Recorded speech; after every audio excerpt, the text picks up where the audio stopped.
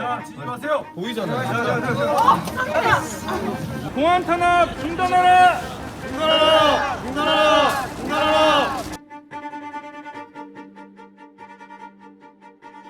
어제 민주노총을 대상으로 진행한 압수수색은 대통령의 사주를 받아 국정원이 메가폰을 잡은 한편의 쇼였습니다. 단 한 명의 사무공간, 한 평도 되지 않는 공간에 책상 하나를 압수수색하는데 천여 명의 경찰이 동원되고 사다리차와 에어 매트리스까지 등장했습니다. 당사자와 변호인에게만 제공되어야 하는 영장의 내용은 언론을 통해 유포되고 근거 없는 확대 재생산이 이어지고 있습니다. 무엇이 목적이겠습니까? 해외 순방 중 발생한 대통령의 외교 참사를 덮기 위한 것입니다.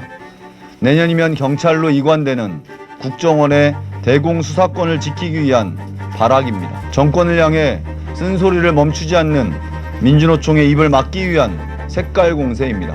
국가정보원은 정말 긴밀하고 엄밀하게 수사를 해야 되는 것이고 이게 대공수사에 합한 수사 방식일 것이라고 생각이 되는데 이렇게 공개적으로 드러내서 수십 명, 수백 명이 온 압수수색 방식 자체는 결국은 수사의 기본도 안 돼 있는 것이라고 생각이 되고 결국은 민주노총을 어떤 더 씌우기 위한 그런 용도가 아닌가라고 의심할 수밖에 없다고 생각이 됩니다. 묻고 싶습니다. 압수수색 당한 분들 간첩입니까? 실체적 진실에 다가갈 틈도 항변할 기회도 없이 당사자들은 국정원과 언론, 국민의힘 정치인들에 의해 사회적으로 조리달림 당하고 간첩으로 낙인찍혔습니다. 통상적인 활동마저 북한의 지령에 의한 활동으로 왜곡하고 오도하고 있습니다. 우리 보건의료노조 압수수색에 6개 중대 200명의 경찰 병력이 동원됐습니다. 159명이 희생당한 12구 이태원 참사 현장에는 없었던 경찰.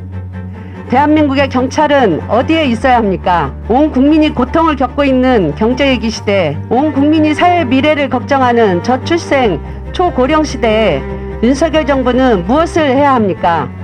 작년 화물연대에 대한 대대적 탄압으로 지지율이 반등한 이후 민주노총을 부패 집단으로 몰아 건설노조를 비롯한 민주노총과 전면적인 대립을 이어가고 있는 가운데 국정원을 동원한 공안몰이 수법으로 구시대적인 노동탄압을 자행하고 있습니다. 노동탄압 자행하는 윤석열 정권 규탄한다.